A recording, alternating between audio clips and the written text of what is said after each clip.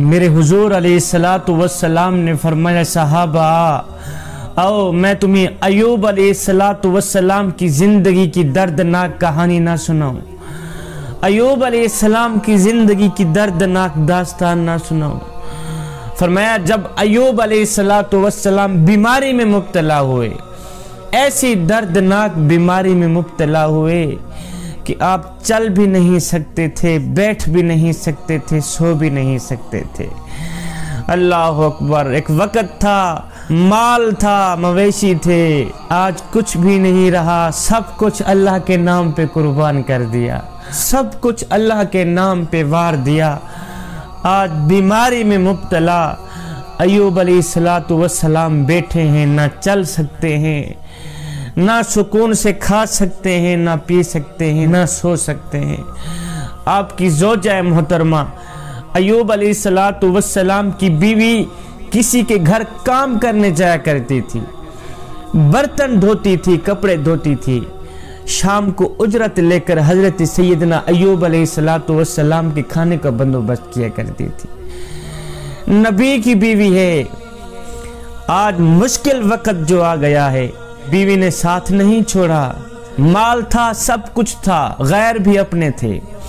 آج مال جو نہیں رہا، پیسہ جو نہیں رہا، اللہ اکبر، آج اپنے بھی پرائے نظر آنے لگے۔ اس مشکل وقت میں ایک بیوی تھی جس نے ڈٹ کے حضرت سیدنا ایوب علیہ السلام کا ساتھ دیا۔ ایوب علیہ السلام بیمار ہو گئے، دردناک بیماری میں مبتلا ہیں، کچھ کر نہیں سکتے، کما نہیں سکتے، اٹھ نہیں سکتے، چل نہیں سکتے، بس لیٹے ہی لیٹے ہیں۔ ایوب علیہ السلام کی اس نیک بیوی نے کیا کیا؟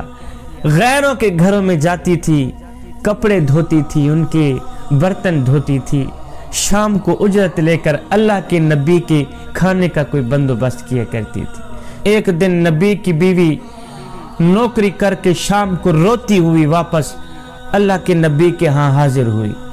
ایوب علیہ السلام نے جب بیوی کی آنکھوں میں آنسو دیکھے تو آپ نے پوچھا، اے اللہ کی نیک بندی، خیر تو ہے، کوئی بات ہوئی؟ آج تیرا دل رو رہا ہے، کیوں رو رہا ہے؟ آنکھیں چھم چھم برس رہی ہیں، کیوں یہ سب کچھ میرے سامنے آ رہا ہے؟ بیوی عرض گزار ہوئی، اے اللہ کے نبی، جس گھر میں میں کام کرتی ہوں نا، وہ عورت مجھے باتوں باتوں پہ ڈانٹتی ہے، باتوں باتوں پہ غصہ کرتی ہے۔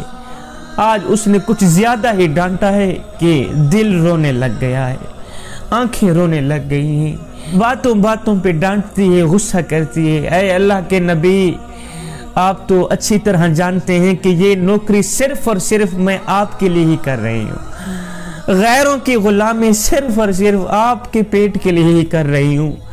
اے اللہ کے نبی، ایک بیوی ہونے کے ناطے آج میں آپ سے ایک عرضی کرنا چاہتی ہوں، ایک التجا کرنا چاہتی ہوں، خدا کے لیے میری بات کو رد نہ کرنا۔ اے اللہ کے نبی، آج تو آپ اللہ سے دعا کر دیں کہ یا اللہ مجھے تندرستی عطا فرما، یا اللہ مجھے شفا عطا فرما۔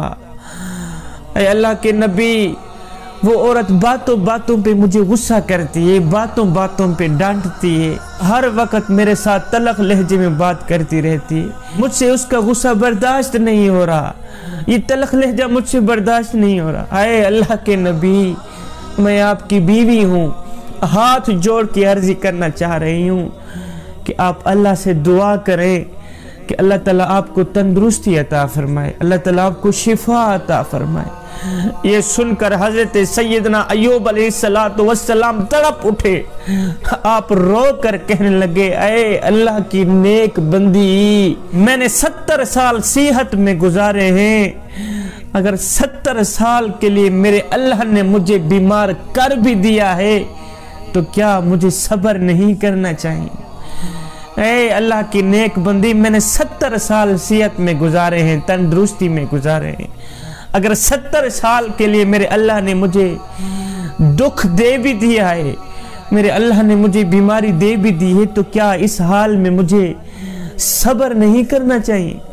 کیا اس حال میں مجھے شکر نہیں کرنا چاہیے؟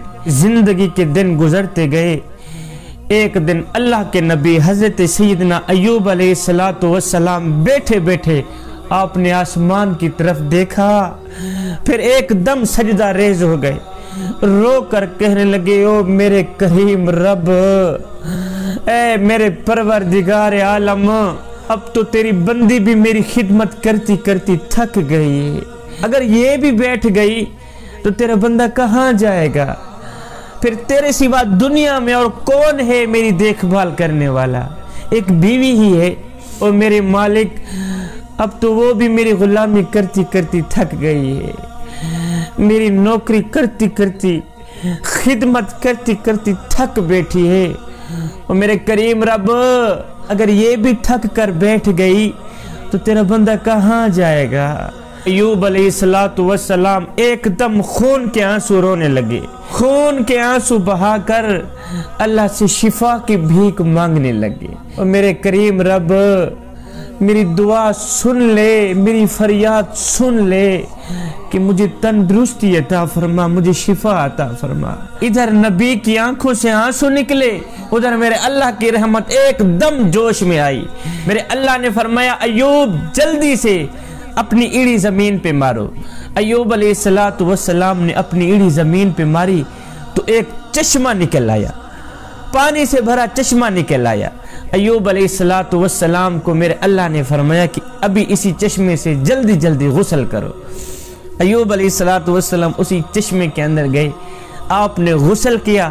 غسل کرنے کے بعد جب آپ باہر نکلے تو اللہ کا کرم ایسا ہوا کہ سارے دکھ، ساری تکلیفیں، سارے درد، سارے غم، سارے زخم چشمے کے اندر ہی رہ گئے۔ آپ جب باہر نکلے تو تندرست تھے، صحت مند تھے، آپ کو کچھ بھی نہیں تھا، نہ غم تھا، نہ دکھ تھا، نہ وہ زخم تھے، صحت مند جسم۔ آپ باہر نکلے تو میرے اللہ نے ایوب علیہ السلام کو جنتی لباس پہنا کر ایک سائڈ پہ بٹھا دیا۔ آپ صحت مند ہو کر، ایکٹیو ہو کر، جنتی لباس پہن کر اللہ کا شکر کرتے چلے جا رہے ہیں، شکر پہ شکر کرتے چلے جا رہے ہیں۔ تو ادھر سے زوجہ محترمہ بھی نوکری کر کے شام کو آئی، آپ دیکھ کر پہچان نہ سکی۔ ایوب علیہ السلام کو اس حالت میں دیکھ کر آپ کی بیوی پہچان نہ سکی، پوچھنے لگی، ادھر ادھر بھاگنے لگی کہ میرا شوہر کہاں چلا گیا؟ وہ تو اٹھ بھی نہیں سکتا تھا، وہ تو بیٹھ بھی نہیں سکتا تھا، اور کہیں میرے سرتاج کو بھیڑیے تو اٹھا کے نہیں لے گئے، میرا سرتاج کہاں گیا؟ ایوب علیہ السلام کی یہ سن کر چیخ نکل گئی۔ آپ رو کر فرمانے لگی، اے اللہ کی نیک بندی، میں ہی تیرا سرتاج ہوں، میں ہی تیرا مالک ہوں، اللہ نے مجھے شفا عطا کر دی۔ تو روزانہ کہتی تھی نا کہ اللہ کے حضور دعا کرو، اللہ تعالیٰ تجھے تندرستی دے، شفا دے۔ آج میں نے رو رو کر اللہ سے شفا کی بھیک مانگی ہے، اللہ نے مجھے شفا دے دی ہے۔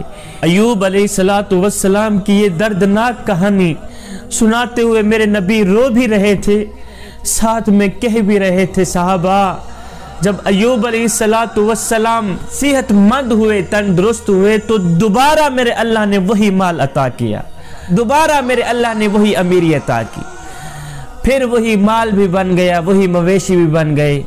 یہ ایک امتحان تھا ایوب علیہ السلام کا، تو آپ نے صبر کا مظاہرہ کیا، آپ شکر پہ شکر کرتے چلے گئے۔